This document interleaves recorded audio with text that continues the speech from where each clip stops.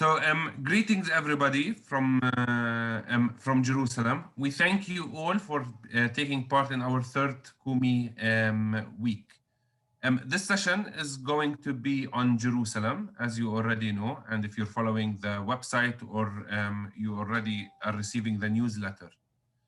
Today we have wonderful guests with us. Denise, for the people who have attended in previous weeks, she is a famous Palestinian storyteller, and also Rami and Dr. Lily, whom I'm going to ask them to introduce themselves. So we will start with our friend Denise. Denise Asad. I am a Palestinian woman from Caesarea, the ruined village. I am living in Haifa. I have a Israeli passport, but I'm Palestinian, and very complicated. I'm telling stories for adults and young children, and it's for me it's like my life project to keep telling the Palestinian folk tales all around the world.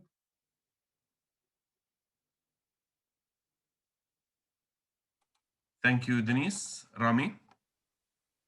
Good evening, everybody. I am Rami Saleh. I am directing the Jerusalem branch of JLAC. JLAC is the Jerusalem Legal Aid and Human Rights Center.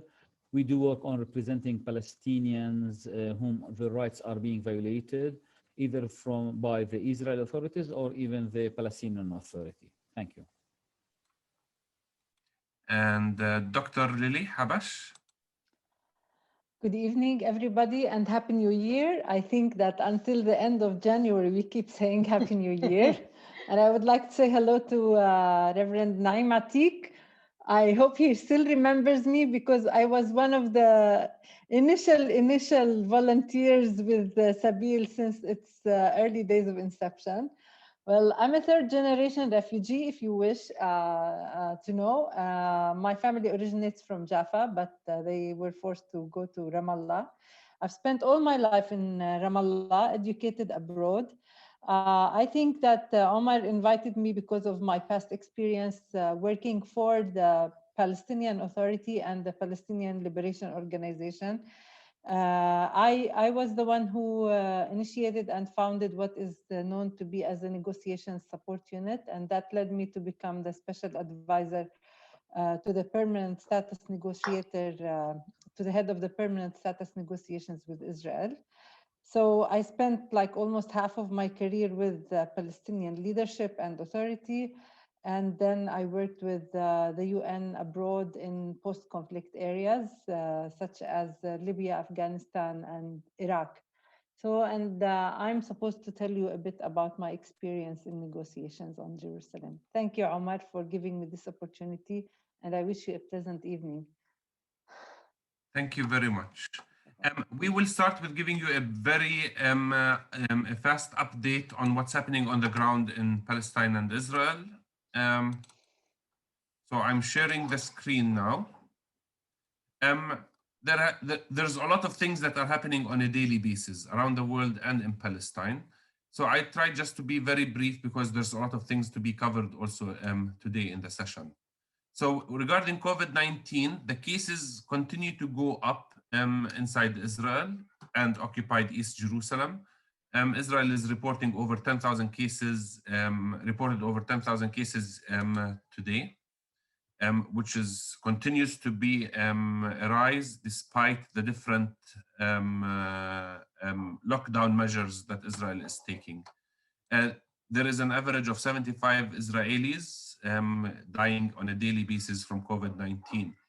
When it comes to the to the areas where the Palestinian Authority controls, both the West Bank and the West Bank, certain areas in the West Bank area A and B, and Gaza, the number of cases are lower, are around 500 cases, although the PA is taking very little measures, but they seem to be working, or I don't know what it is. This needs to be looked and investigated further on.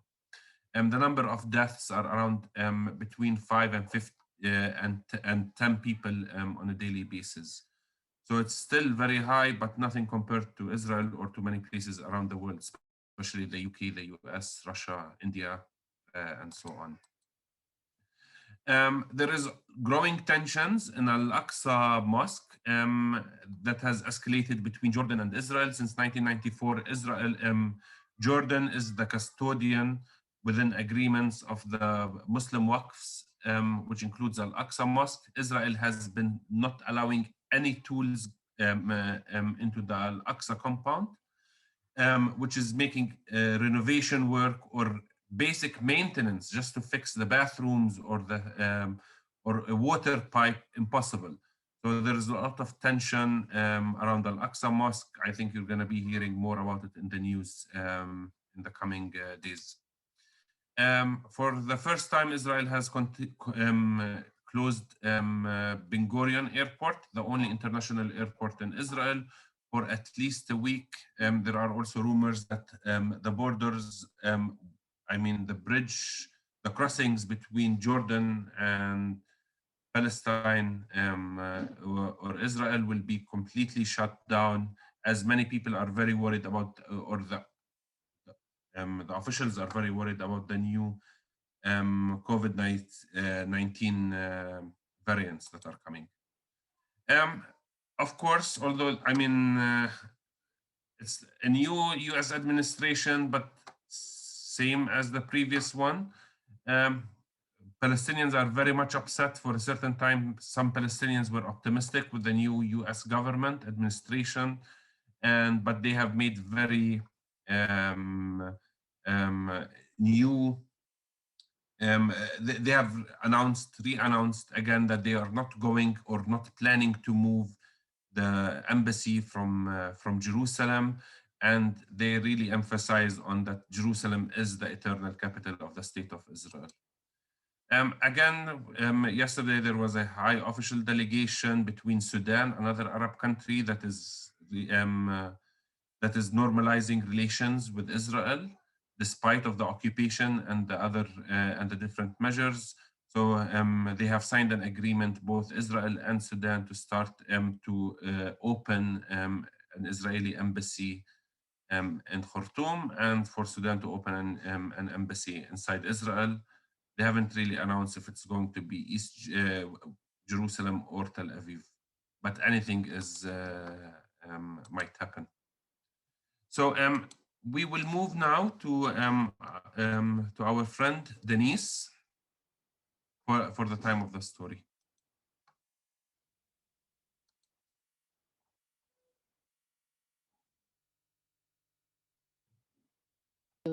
Sorry. مساء الخير, good evening. Thanks for Omar for inviting me for the third time to be with you. And I will tell the folk tale, Sama. Once upon a time, in a very small, marvelous, beautiful village, Bani Naim, near Khalil, Hebron, lived two farmers, a husband and his wife. They were very happy, usually, because everybody loved them. They took care of all the old people in the village. They helped anybody who needed their help, but they didn't have any children. They were married for 10 years. And sometimes they felt really they need a child to be with them. They pray, and all the village farmers pray with them. And in the end, they got a baby. They won't get pregnant, and they got a baby, a beautiful one. Her hair was black, like the night in December. Her eyes were green. Her cheeks were red. And all the village people came and wanted to be part of giving this baby her name. And the parents really were enjoy this, that everybody involved in this. And they, after 2 days of discussing what will be the name, they gave her very special name, Sama, which means the sky. Everybody wanted to take care of Sama, to help her mother. After a few months, her mother noticed that her legs are weak, not like the other children in her age. She went to the healer of the village. Once there was no doctor, there was a healer. My grandmother was a healer. That really she have answered every medical problem.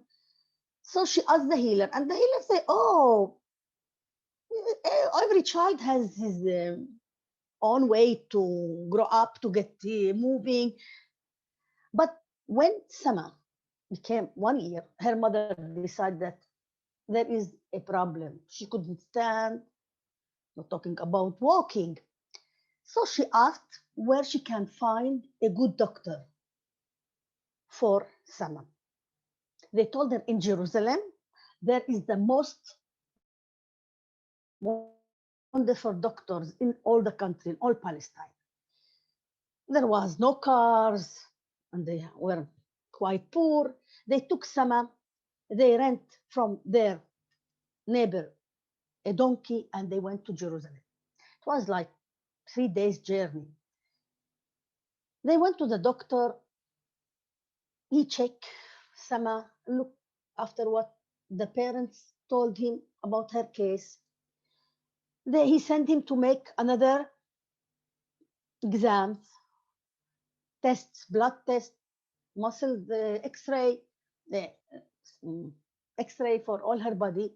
And in the end, he told them, Sama will be very, very wise, nice child, but she will never, ever walk. They were sad, of course.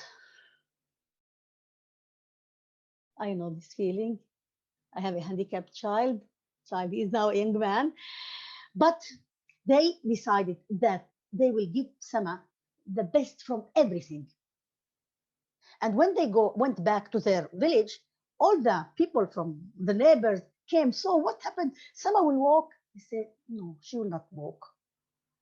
But she's our daughter, and we will give her the best.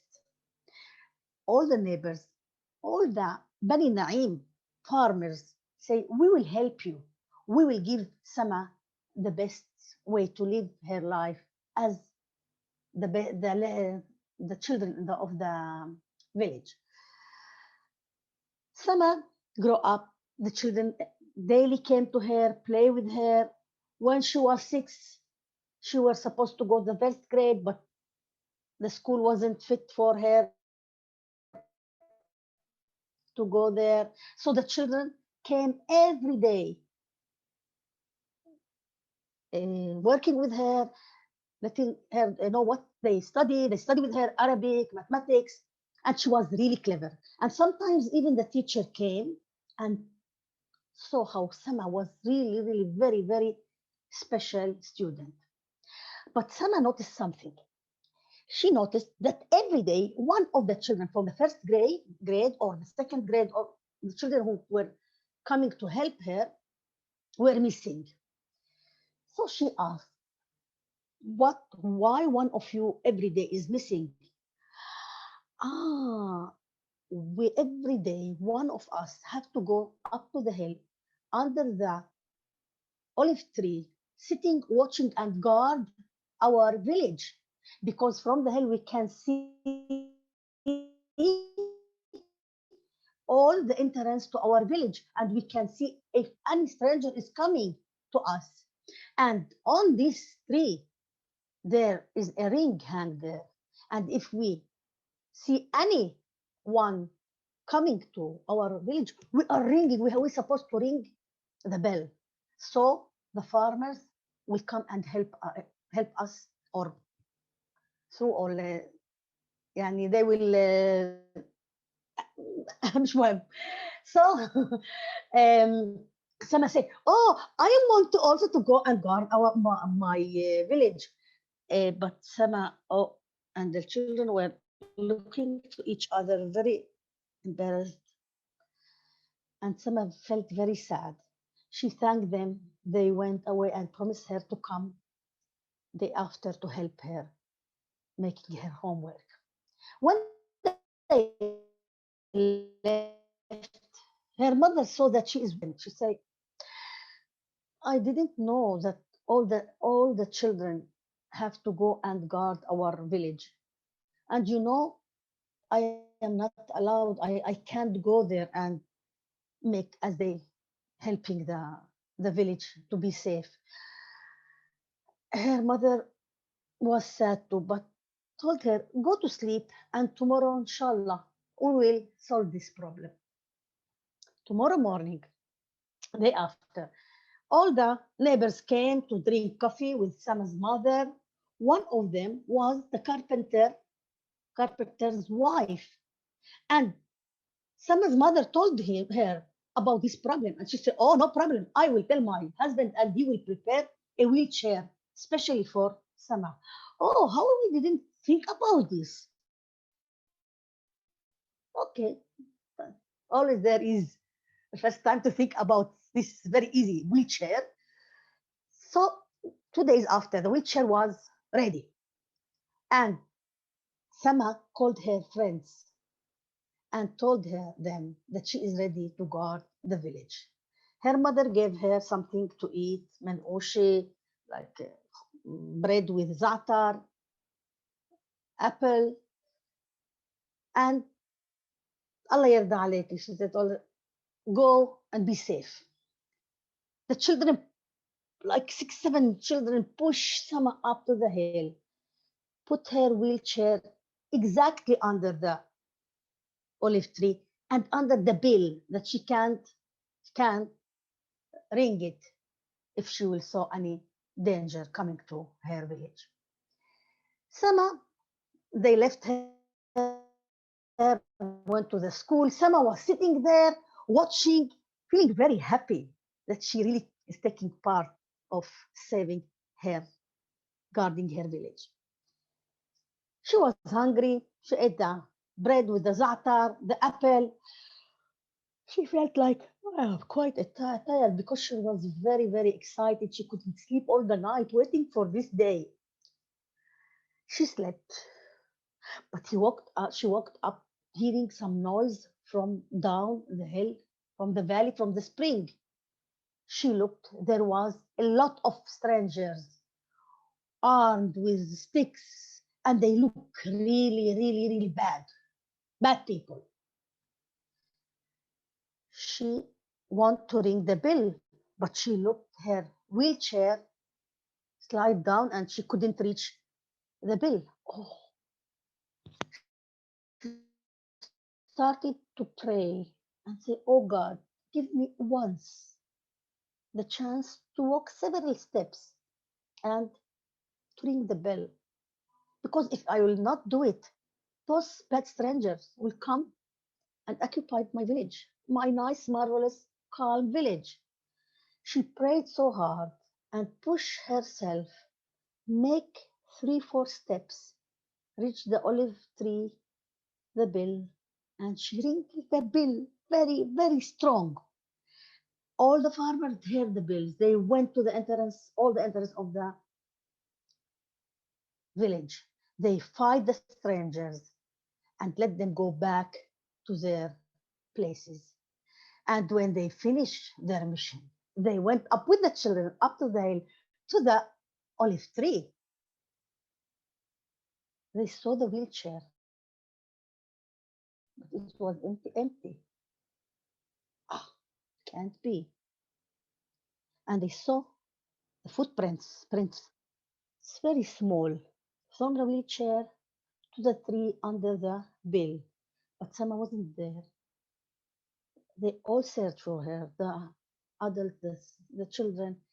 1 day, 2 days, her parents were so sad, so upset, but they couldn't find Sama. She disappeared.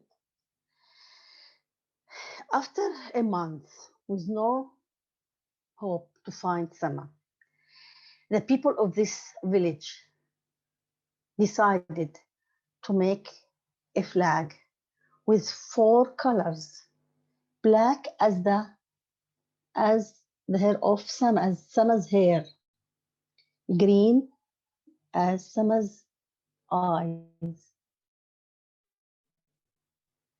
red as Sama's check, and white as Sama's heart, who loved everybody and everybody loved her.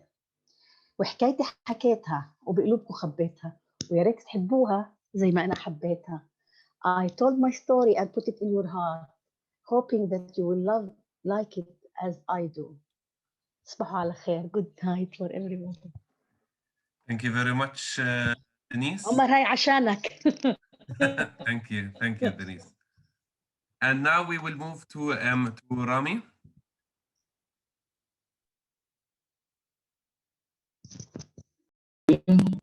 Good evening. Shukran, Denise. This is a very good story. And yes, unfortunately, this is the story of our flag. Again, I thank you for Umar and thanks for the Sabil for opening and for the Kumi team for giving us the floor in order to introduce the situation in the city of Jerusalem. Within my presentation, I will concentrate, because it's a very limited time, about the issues related to house demolition in Jerusalem and what's going on and why each year the number of houses that are being demolished by the Israeli authorities is being increasing each year. But usually when I would like to talk about Jerusalem, I wouldn't like to start with the 2020, neither 2010. Usually I do prefer to start with the 1948, with the Nakba. I want to share the screen, Omar. I think I'm able to. Hold on, share screen. Here is the share screen.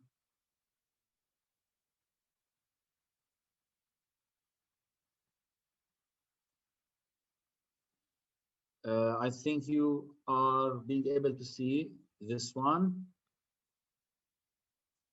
عمر شايفينها صح؟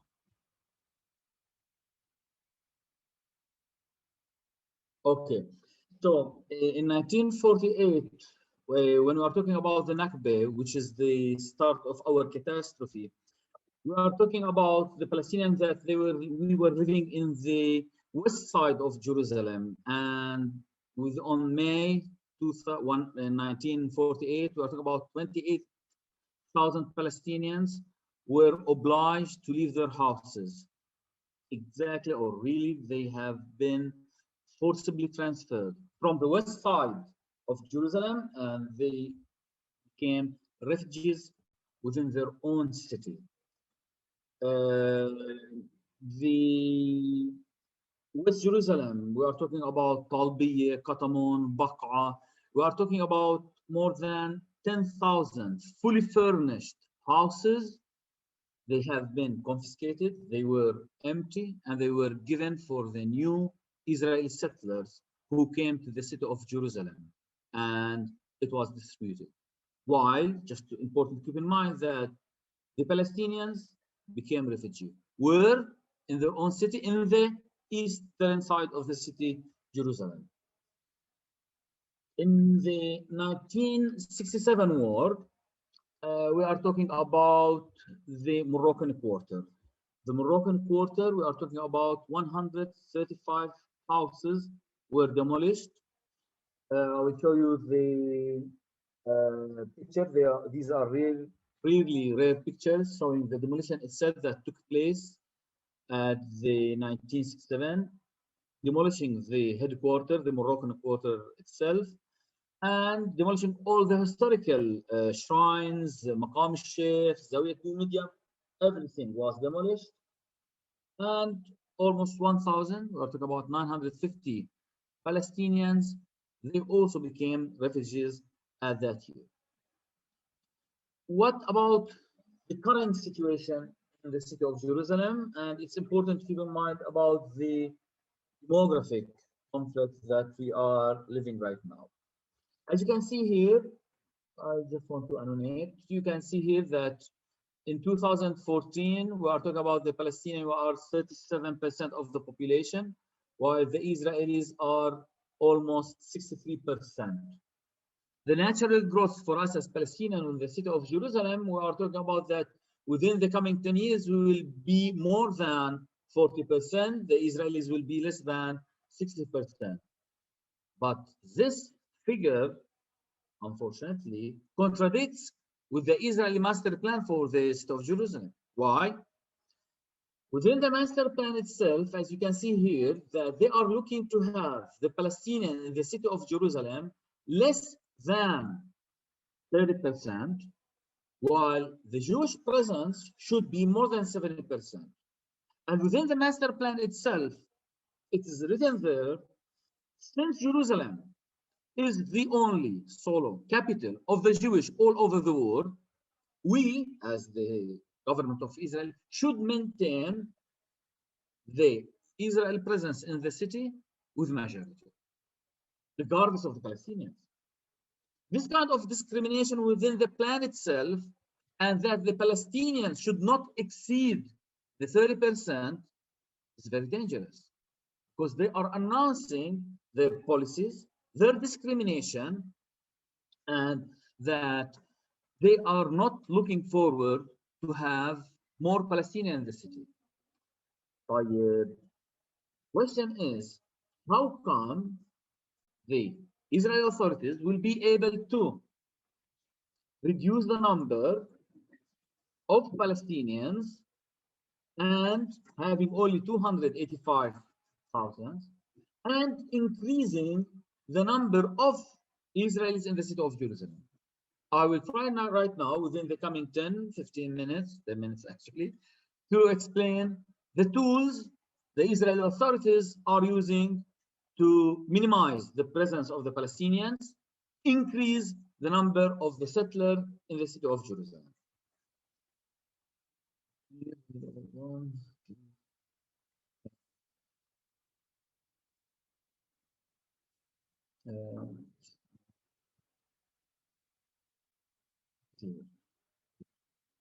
Okay.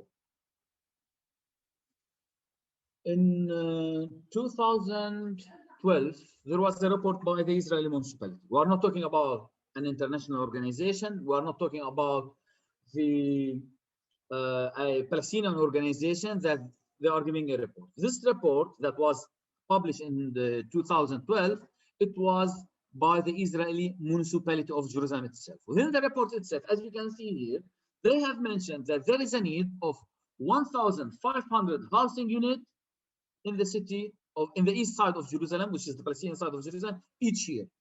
Why? This in order to accompany the natural growth of the Palestinians in the Palestinian side of the city. 1,500 housing units. In the same year, as you can see here, we are talking about that the Palestinians have applied 283 permits. Everybody will think, okay, look, since there is a need, and it's announced by the municipality that there is a need of 1,500, for sure, the municipality will approve the 283 housing units. Okay. Do you think that this had happened? Let us check how many housing units were approved. As you can see, we're talking about 125 licenses were approved in the year 2012. Less than the half. You will say, Rami, come on, you are giving us 2012. It's an old data. We need something new. Yes.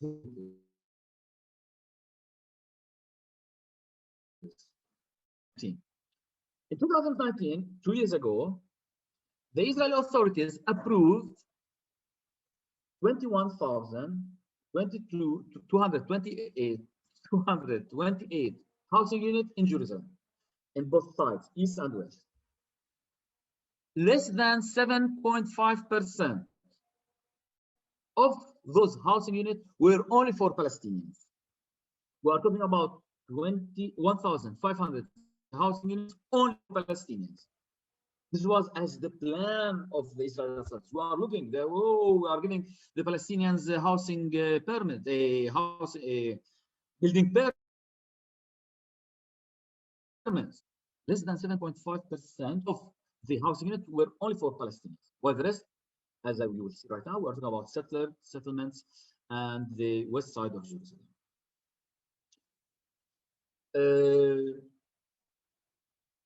What about demolition?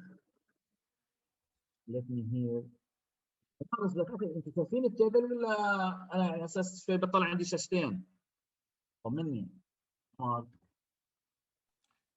سامعينك احنا وكل شيء تمام. بس الشاشتين انتوا شايفينهم ولا مش شايفين الا شاشة واحدة؟ شاشة او واحدة. يعني الداتا. خلص ممتاز، خلص هلا انتبهت. هلا in 2020 as you can see we are talking about 174 structures were demolished.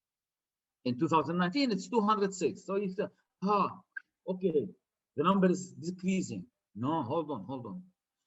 I would like to introduce you the residential. Here is the residential housing units. We're talking about within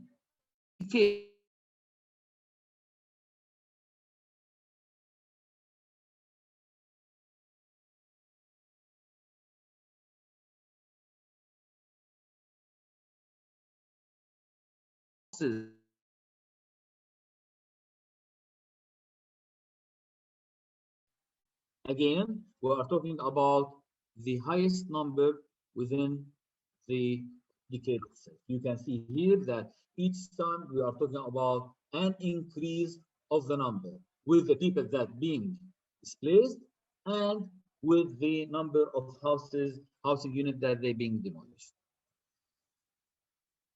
Sometimes somebody will say, look,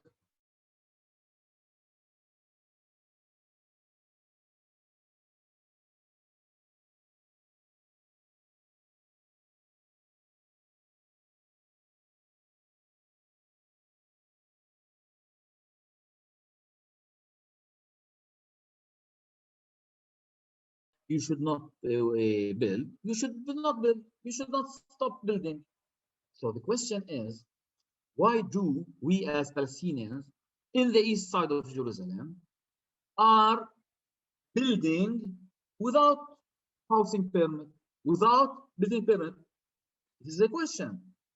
And I think within the coming 3 points, I'll share with you why do Palestinians are not able, I'm not saying that we are not willing to have permits, we are not able to have building permits from the municipality.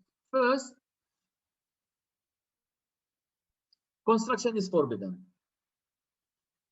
We are talking about that 12% of the east side of Jerusalem, of the occupied Palestinian side of the city of Jerusalem, is residential. So that either the land itself is unfit for building, or it is considered green land or space land.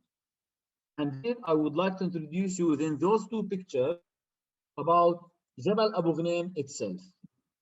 You can see in 1997, this hill, which is exactly before heading or entering the Bethlehem checkpoint, we were able, as we were visiting Bethlehem in the 90s, we were able to see this forest, which is a Palestinian hill, Abu Ghneim. In 1997, there was a decision by the Israeli authorities that this place should be a settlement. People will say, okay, so that because the owners are the Palestinians, by default, that those buildings that we are seeing, this will be for Palestinians. No, sorry, it's not. It wasn't for us. It was for Israeli non-religious or secular Israeli Jewish, not Orthodox. No Palestinian was able to have a housing unit there. This was distributed, this was given for the Israelis. So you can see that this green land, it was considered green land. But when they were looking in the 90s, where there should be a potential place for building a new settlement, they consider it neighborhood, but it's a settlement actually. They found Jabal Abu Ghneim and they changed the green land to a settlement, Har Homa, they called it. The second reason why Palestinians are not able to build is that the license fees and the duration. Just to let you know, the cost of obtaining a building license is almost 25,000 euros for a house with a 200 meters square. Why? The construction itself, having the workers, having the material, we are talking about 29,000 euros, excluding the land cost. Secondly, the duration, and this is important, that when we are talking about having a permit in Jerusalem, it's not a case that, okay, yallah,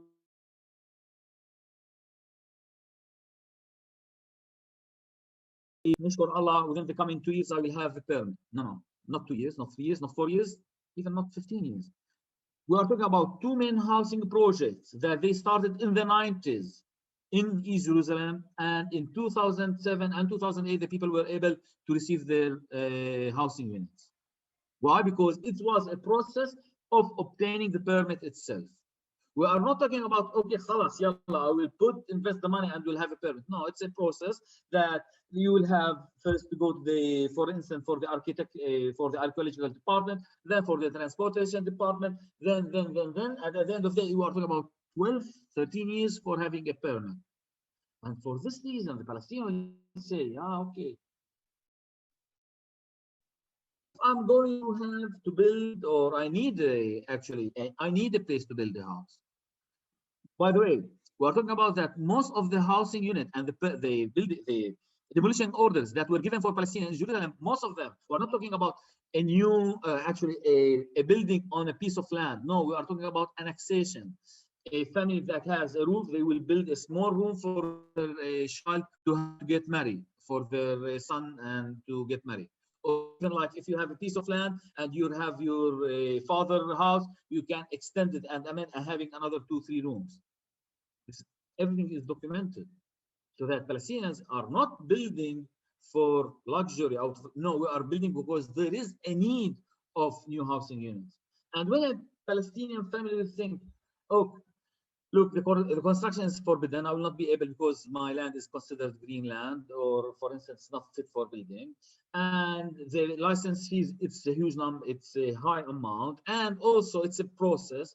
Halas, I will have this annexation, I will build a small room on the roof or a small room adjacent to my house, and I will check about it.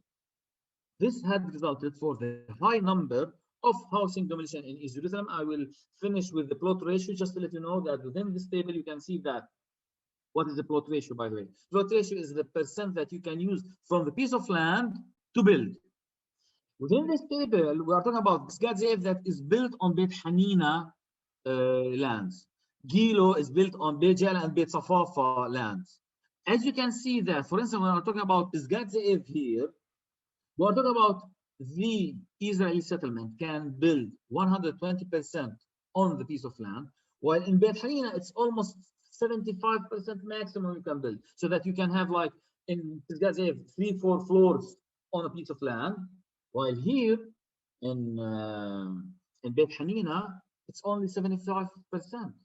And you can see here also the other neighborhoods such as Shafat and Ramat Shlomo, French Hill, all of those, so that they are discriminating even in the building itself. Omar, can I have another 2 minutes, if I can, just to continue about the settlements expansion? Okay, if they are really 2 minutes, Rami. Yalla, I will be, inshallah. Again, so that when we're talking about the settlements, I will skip here the Jerusalem Greater Bill. I am not going to land people, the settlements. Just to let you know that within the past years, we are talking about an increase, a high increased number of the settlers inside the city of Jerusalem. We are talking about almost 35% increase of the number of the settlers in Jerusalem. I'm not talking about the west side of Jerusalem. I'm talking about Qatamon, Baqa, even some the Palestinians consider those settlers. But I'm talking about the Israeli people that came after occupying the east side of Jerusalem in 1967, and they have established Neve Yaakov, they established גבעת המטוס, גבעת ספירה, פסגת זאב, all of those settlements that they were built on the lands of the Palestinians that was occupied in 1967. We are talking about, we have almost 240,000 settlers in the south of the city. But I would like to share with you an important issue, that the number of the Israeli population in the city of Jerusalem, we are talking about 560,000. What does this mean? It means the number of the Israeli population in the whole city of Jerusalem, western side. What does this mean? If we are talking of, if we are looking on this number, these are the settlers in East Jerusalem, so that we are talking almost 44% of the Jewish population in Jerusalem are considered settlers. And according to Article 49 of the Fourth Geneva Convention, the occupying power should not deport or transfer parts of its own civilian population into a territory that it's occupied. So that we're talking about 44% of the Israeli population in Jerusalem are considered illegally. And this is not Jelak's points, according to international law. And for this reason, we say that the settlers themselves and the settlements themselves is really a very difficult solution, a very difficult problem for us. And I think Dr. Lily will talk about it when we are talking about the negotiation and those things. I'm going to finish with the last slide here, that we are talking about an increase of the construction of the settlements and revoking residence rights. I think I will keep it for the next for the next meeting or lecture that we are going to. Thank you, everybody. Shukran, Omar. And I will be glad to receive any of the questions if you have. Shukran, جميعا. Thank you, Rami. Dr. Lish, we move to you now. Thank you, Omar, and hello, everybody. Wow, it's quite painful to speak about Jerusalem, but I think that looking at Rami's presentation, it just tells the story that the Israeli policies vis-a-vis Jerusalem did not actually start anew, or they are not recent, but this takes us back to the initial Israeli position since 1947, actually. But I think that the UN Division Plan considered Jerusalem as a corpus separatum, but Israel since then did not recognize these resolutions and claimed Jerusalem as the eternal capital of Israel. Saying this, I would like to say that even though there has been, I mean, everybody refers to the Oslo negotiations or the Oslo peace process or the two-state solution, and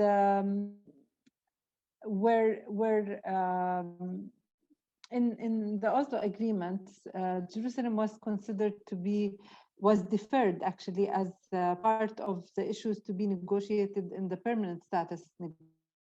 However, again, what Omar said just depicts the reality on the ground, where Israel has continuously followed policies that expressed the exclusive right of Israel to maintain Jerusalem as its eternal capital, as its eternal city.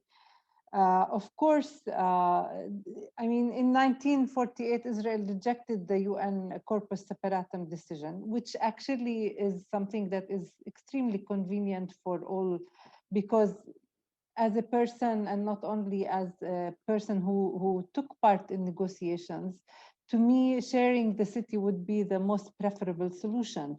But the biggest challenge to this preferable solution is not only to be able to have negotiations within a situation where there is a big power asymmetry, but also to continuously have the city, you know, for all, and make sure or try to undo all the consolidated Israeli policies in the city that, again, Omar has mentioned, which is basically reflecting Israel's initial position to the city, maintaining it as the Greater Jerusalem, which ensures Israel's exclusive territorial sovereignty over the city.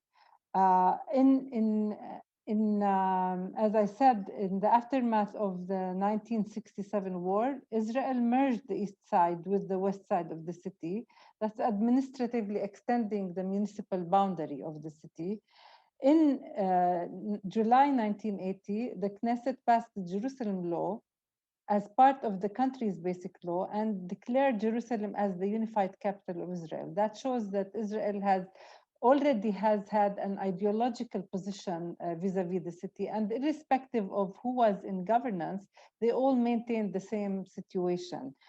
Unfortunately, Israel always contravened solutions and has unilaterally annexed the city upon its occupation in 1967. Anyways, I mean, this is before the Oslo agreements. With the Oslo agreements, the issue of Jerusalem was supposed to be deferred, and I have my own explanation to the word deferrals, because in the best case scenario, the word deferral means like you postpone something, but in the worst case scenario, deferral means that you give the opportunity for the stronger side to make the changes that they want without really being challenged. And that is actually the situation now, because during the period from, let's say, 1991, even before the beginning of the Oslo agreements, Israel has maintained a policy of closure over the city, which allowed it to make all kinds of unilateral actions, preempting the issue of Jerusalem to be a valid issue for negotiations between both sides. Instead, since the beginning, in the best case scenario, Israel offered the Palestinians their capital to be in a village called Abu Dis, which is adjacent to the city of Jerusalem. I mean, this is in general what I wanted to say, but I want to take you back to the issue of my experience in negotiations. I've often felt that it is very difficult to negotiate with Israel because in their minds, they maintain that the land is theirs. So whatever, I mean, we are the intruders and not them. And this actually applies to Jerusalem.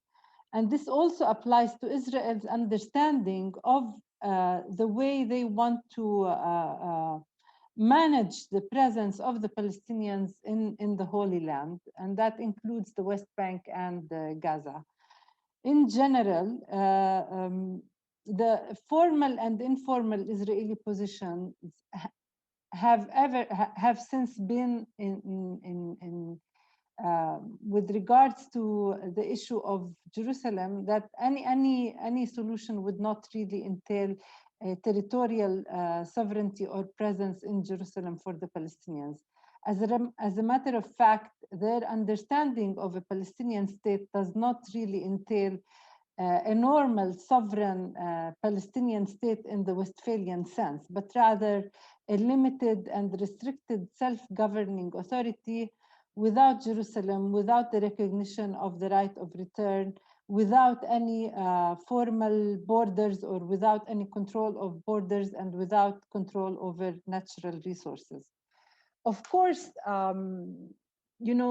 this continues to be challenging because also it's going to be extremely difficult to undo Israeli policies, such as those that Rami mentioned.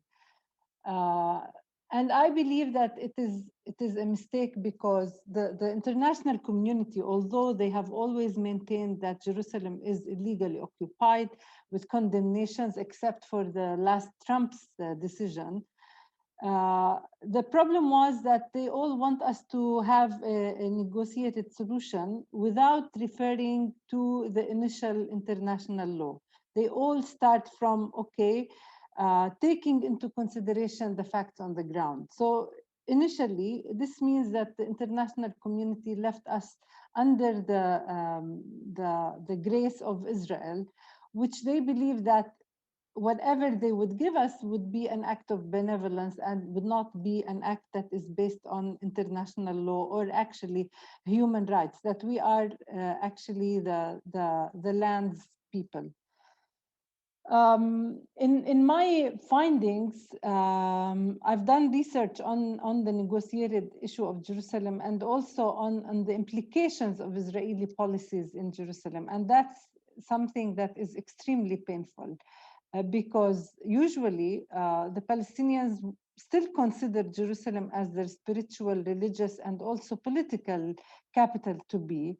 But what happened, especially since the signing of the Oslo agreements, is that there is a total alienation of the people in Jerusalem. So the people now feel that they are stateless and leaderless. Stateless because they are not part of the Palestinian Authority or the self-governing authority in the West Bank and Gaza, and leaderless because their leaders are unable to really defend their rights to the land and to citizenship and to staying in Jerusalem, etc.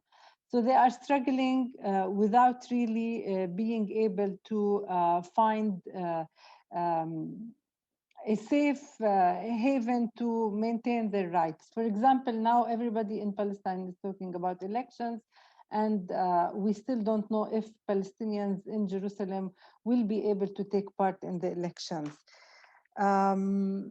So this is what I want to say. If you have further questions, please go ahead. I don't want to Thank you take very much. much of your time. Thank you very much, Dr. Lily. I would like to add, there has been some questions. We will be sending an email regarding the meetings that Sabeel holds on Thursday, the Thursday worships. But we will also be sending out soon. Some of you, depends on what list you are on. You might have received on the 6th of February, Sabeel, Kairos, Christ at the Checkpoint, Al-Liqa, are all coming together to help show a documentary film that is about Patriarch Michel Sabbah, which actually Dr. Lily has made this project possible together with Muhammad Al-Attar, the director. Yeah. The question, yes. Okay.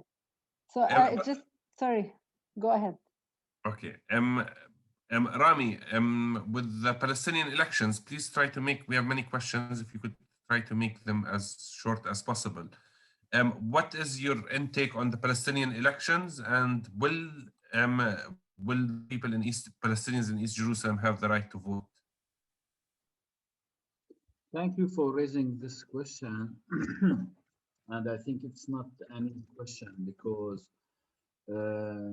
if we compare to the last elections that took place in 2006 and see how the Israeli authorities had dealt with the Palestinian elected members of the PLC, the Palestinian Legislative Council, we think it will not, that the elections itself and having elections in Jerusalem, unfortunately, I'm not optimistic that it will take place, really.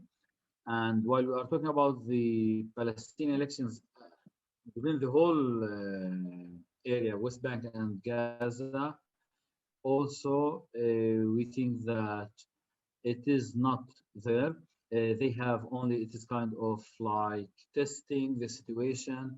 There was a pressure by different regional players, Arab countries, and the American administration, so that to like push for the elections. But on the ground, we don't think that it will take place. And if it will take place in Jerusalem, we don't think that, unfortunately, it will have like a high number of Palestinians will go to vote, because we in Jerusalem, many of the Palestinians think that if they are voting, this will lead for a different negative results for their residency rights inside Jerusalem. Rami, a very short question. Are the self-demolitions when people demolish their own homes, included in the figures you provided? Yes.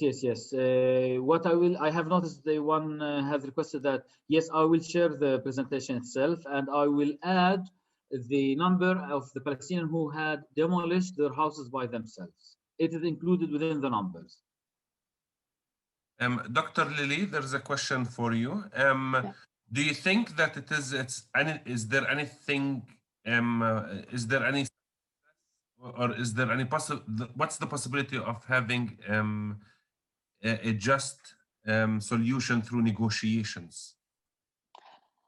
Yes, thank you very much, Amar. I'm glad because it has been some time since I spoke about these issues. But again, I personally don't think that a negotiated solution would be possible. My personal stance is to really implement international law.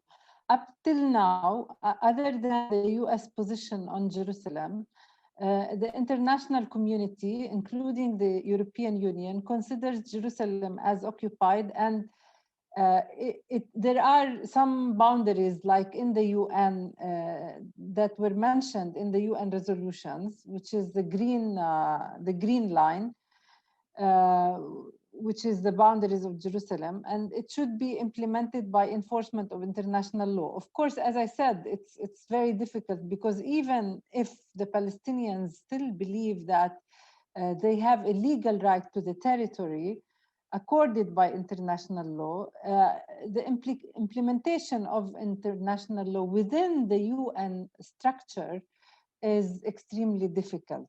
So again, because they all, including the United Nations in its continuous resolution, they keep saying that we support the two-state solution and we support a bilaterally negotiated approach between both sides. And this, unfortunately, has weakened the UN position itself, because the UN is supposed to be the gavel holder, or the safeguarding institution that safeguards Palestinian rights. So it's not going to be possible to do it by negotiations, because again, Israel does not believe that the Palestinians have any right to the city.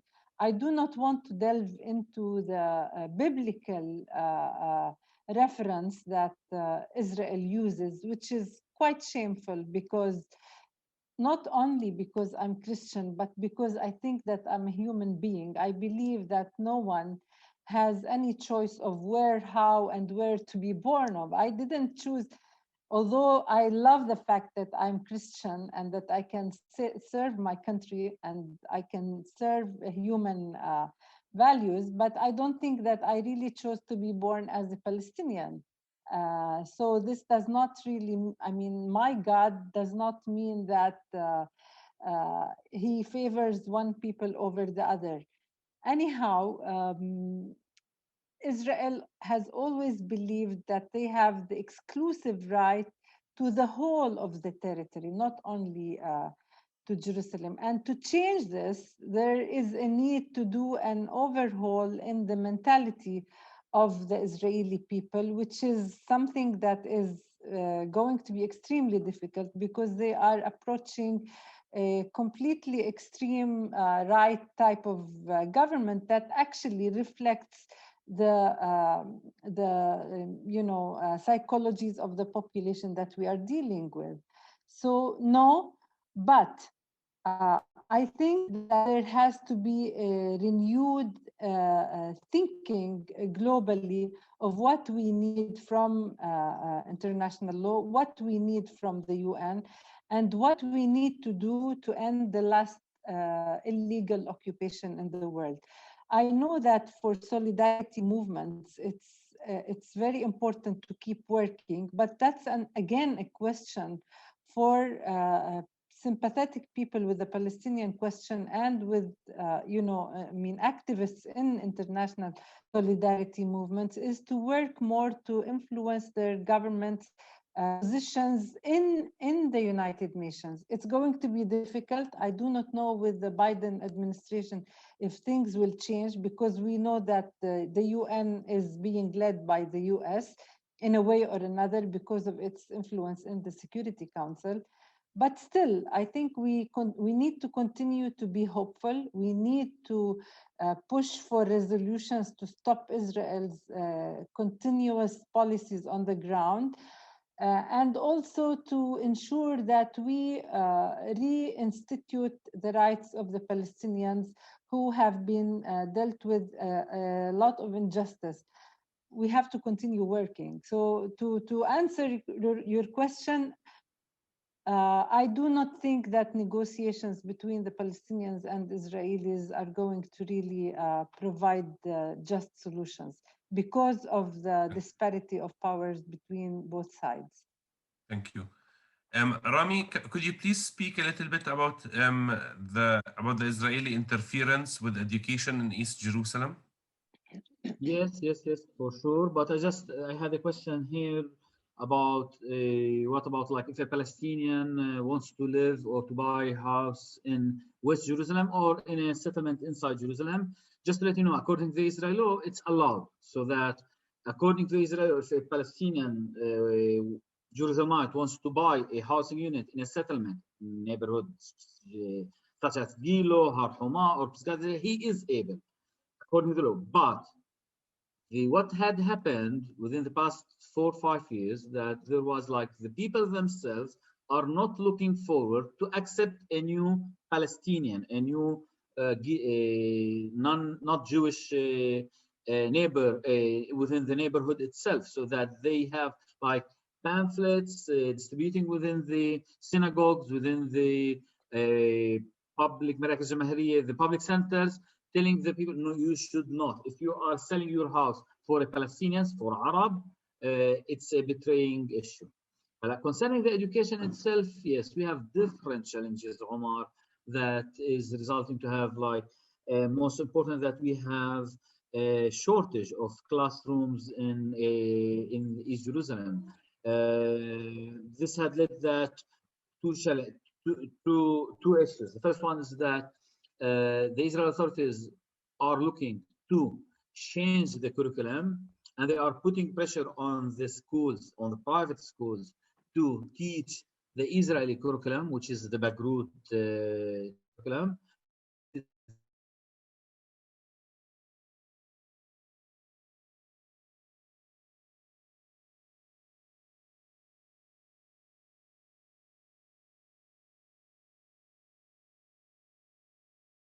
It's a totally curriculum of about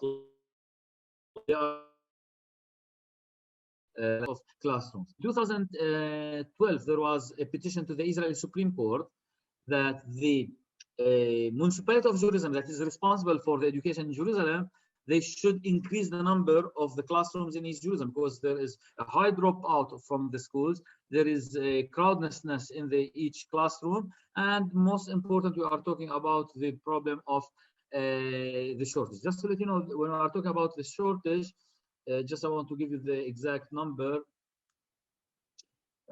It's not, sorry. So that according to the decision of the Supreme Court, the municipality is obliged to build new schools and to have to figure this gap of the shortage. So that they start building new schools, but the schools, because they are municipality, they are public, they started teaching, they are obliging the students to have the Israeli curriculums. This is refused by us as Palestinians. We have noticed that in the first 2 years that the classrooms and the people who registered within the schools, there was a very minimal number. But because there is a need, people, they need a school to register their children, they started to go there. And each year we are having higher number of schools that they are educating the Israeli Bagrut curriculum. Thank you. Dr. Lily, you have mentioned that that most Israelis, or during negotiations, they feel that this is their land. Behind closed doors, is religion discussed, or it is only politics? From your experience with the negotiating team. No, absolutely. I mean, the problem is that in negotiations, the Israelis, they maintain the reference to the biblical issue. Actually, one of the main reasons for the collapse of the 2000 Camp David Accords. The problem was over, I mean, they wanted the Palestinians to give away any type of sovereignty over the Haram al-Sharif, what we call the Al-Aqsa Mosque, and what Israel calls the Temple Mount, because they believe that it is theirs. So they wanted to give the Palestinians a sort of a symbolic type of administration, not even sovereignty, because they do not recognize that Palestinians have any kind of sovereignty within the municipal areas of East Jerusalem, which they have actually annexed to Israel in the post-1967 war. Yes, which makes it extremely difficult. And this is why President Arafat, I mean, from the stories that I have heard, I was not in the sessions in Camp David per se, when they discussed the issue of Jerusalem, but I have the account of one of the main advisors who was with Arafat, that it was the main reason why Arafat said, I cannot just sign on an agreement that does not give the Palestinians any right to sovereignty over Al-Aqsa Mosque, even though the whole idea of the negotiations, as I have said, whether it was formal or informal, it did not entail any real territorial sovereignty in the real sense of the word over the West Bank and Jerusalem, including Jerusalem and Gaza. Basically, it is all about a limited self-governing authority. And the problem was that, Jerusalem was left to Israeli discretion to do any type of, like every kind of creating de facto things on the ground that make it extremely difficult to undo, as I said. Yeah. Thank you. Rami, could you please briefly, because we're running out of time, mention something about family unification? Thank you, Omar. I think this is also important. Just to let you know, colleagues, that when I talk about a Palestinian who wants to get married to a Jerusalemite, it will be a little bit problematic. And what's going on usually is that they, according to the Israeli law, they will not be able to live inside Jerusalem. Okay.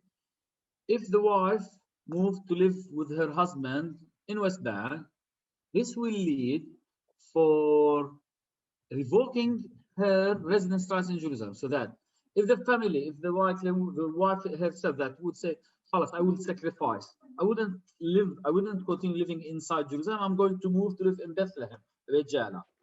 This will lead after 7 years, because she's living outside of Jerusalem, for losing her residency rights in Jerusalem. Can the husband come and live in Jerusalem? Unfortunately not, because if the husband is less than 35 years, he will not be able to apply, he will not be able to apply for a family unification. A family unification is a process that is going through for the spouses, for a West Banker who's looking forward to live with his spouse inside Jerusalem, within the Israeli Ministry of Interior. The Ministry of Interior itself, if you are less than 35, they will not look, they will not review, they will not take your application. So that, good. If you are 35, hold on. It's another process of minimum 18 to 24 months that the Israel authorities will see that if you are, they will make the security scan that, okay, if you don't have any problems with like having being an active against the occupation or something, they might provide you a permit to live inside the city of Jerusalem. This is if you are talking about that the spouse himself or herself. But if you are talking about the spouse, if she is a woman, it's another little bit case, because she should be more than 25 years to apply for the family unification. So that the question is, if we are applying for a family unification, how much or how many, what is the percent of applying? Just to let you know that we are talking about like less than 45% of the application being or going to the Ministry of Interior will be approved. So that the high number is rejecting the family unification. Right? What about the children? If the spouse, if one of the parents is a West Banker, what this will lead to? Okay, again, we're talking about that. If one of the spouses, one of the parents is a West Banker, this will lead for another complicated procedure that led right now in 2019. I have the data from 2019. We're talking about almost 8,000 children living in East Jerusalem. They do not have any registration, so that they really statelessness. So they will not be able to be educated in the state of Jerusalem. They will not be able to travel around.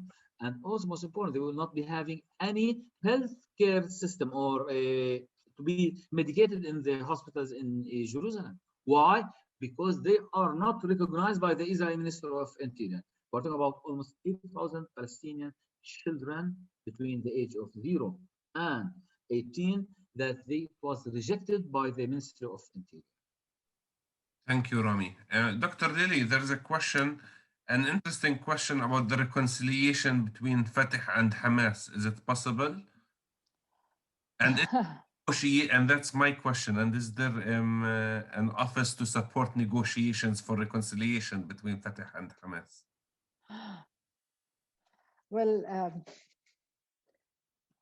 it's very unfortunate, because I think that both sides are not really willing to reconcile. I mean, the issue of negotiations, that if there can be negotiations, if they reconcile, I think that these are two separate issues. I mean, I know for sure that it is extremely important to have a national unity front and a unified national position vis-a-vis the aspired solution between us and Israel. But that's not the issue. The issue is that Israel is adamant about maintaining its exclusive sovereignty, not only over Jerusalem, but over the whole of the Holy Land, including the West Bank and Gaza. I am sure that you are well aware of the type of Bantustanization that is occurring, especially in the West Bank. Gaza is not a liberated territory. I think that with Sharon's plan of disengagement, it was just a sealing off of the Gaza Strip again. Both sides, I think that they are immature. I mean, when it comes to Fatah and Hamas, me as a Palestinian independent person, I don't think that it is time for such divisions. But the situation that they are both in, it is not only that it was consolidated after the national division that happened in 2007, it was something that dated before that period.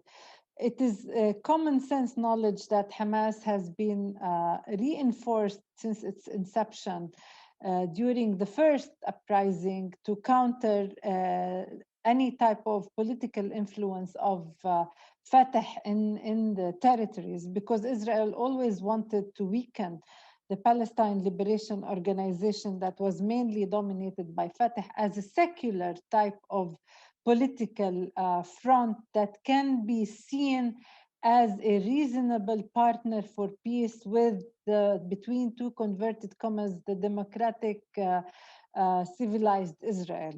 What is happening now is that each side of Fatah and Hamas, they are maintaining their own territorial, let's say, administrative territorial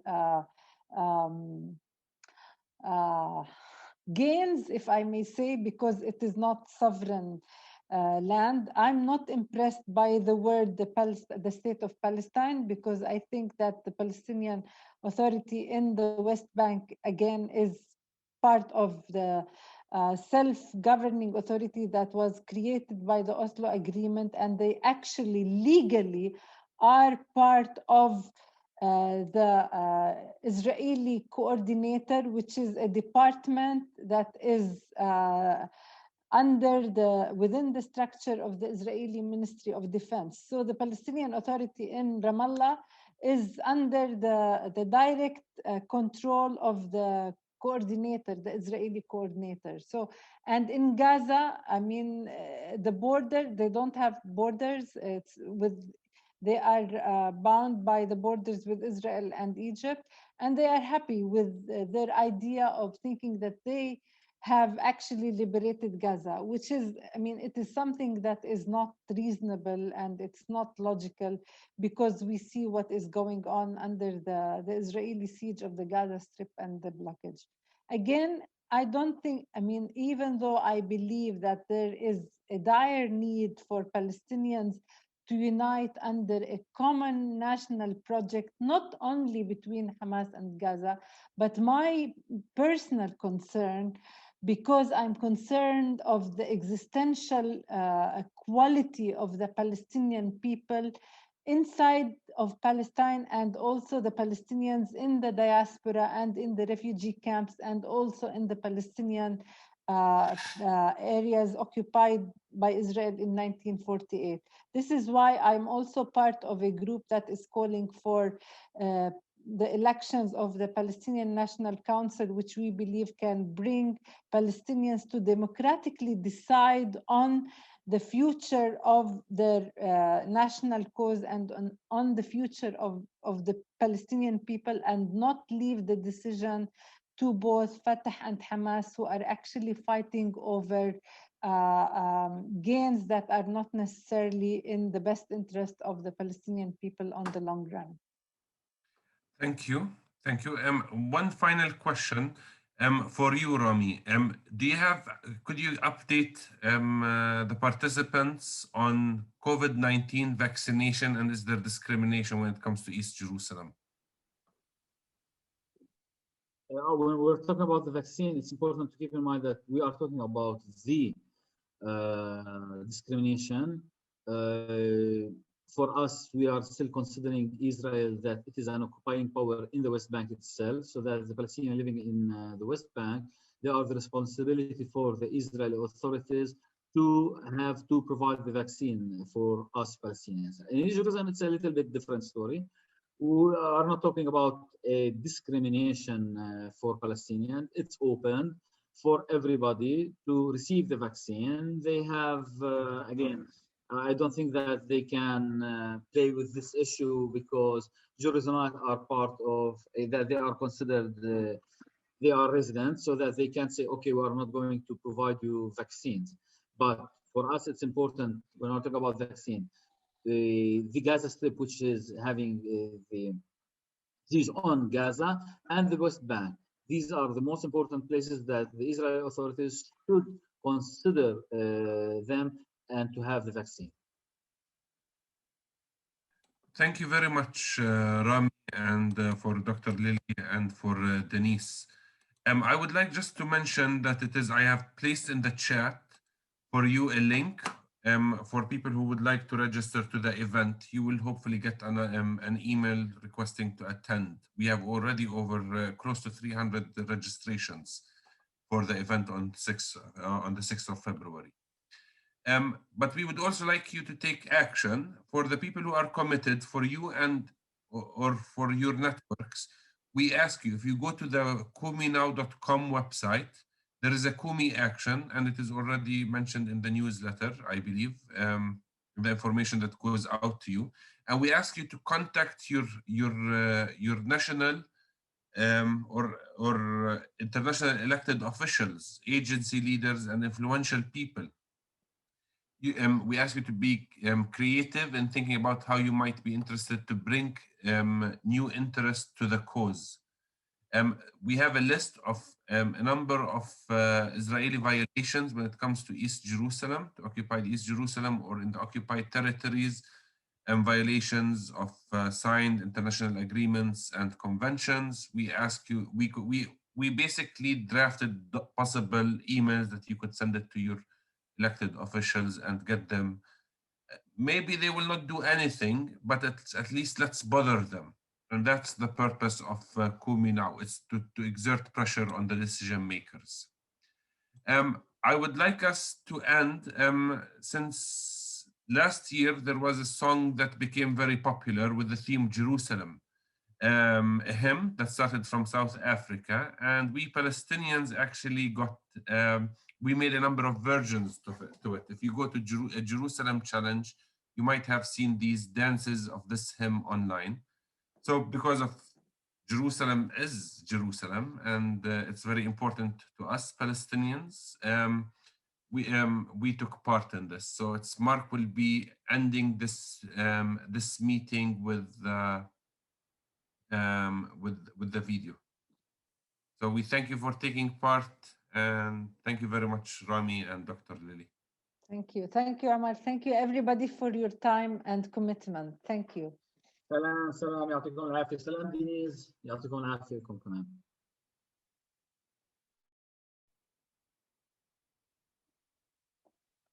شغل هاي أستاذ.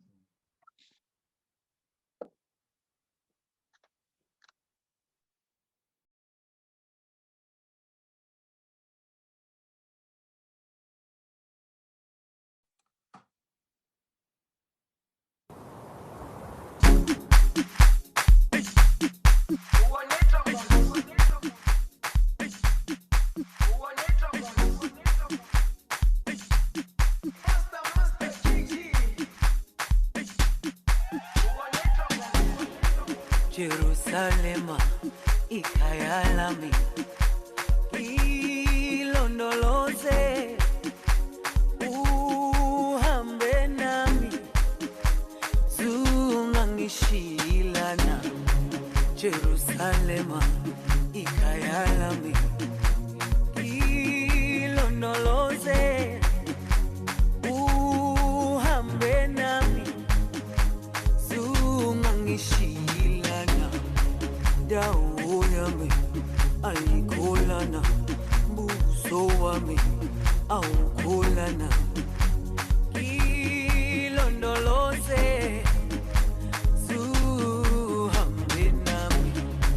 Dawo yami ayikholana, buso wami awukholana. Ilondoloze,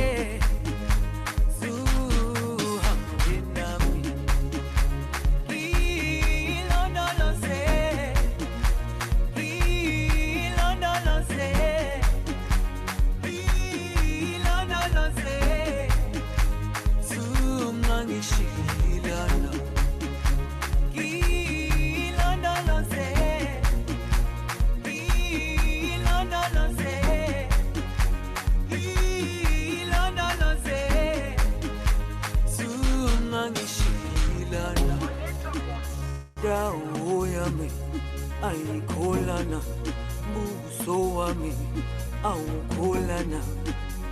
Ilondoloze, zuhambe nami. Dawo yami ayikholana, buso wami awukholana. Ilondoloze,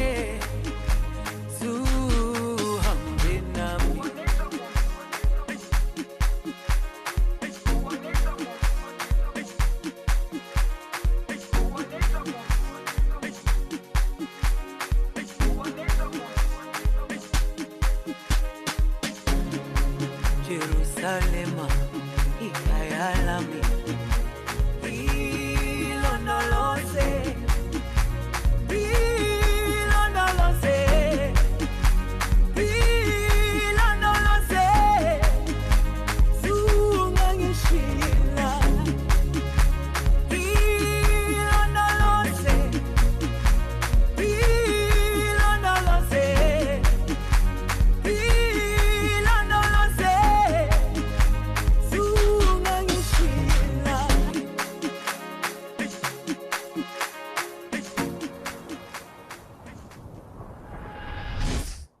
Thank you very much, and hope to see you next week. Next week will be with Musawa, and it will be speaking about the Palestinians who remained in Israel when Israel was formed in Nakba, and they became citizens of the state of Israel.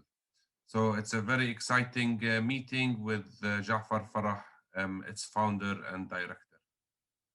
So God bless you and enjoy the rest of your day or evening.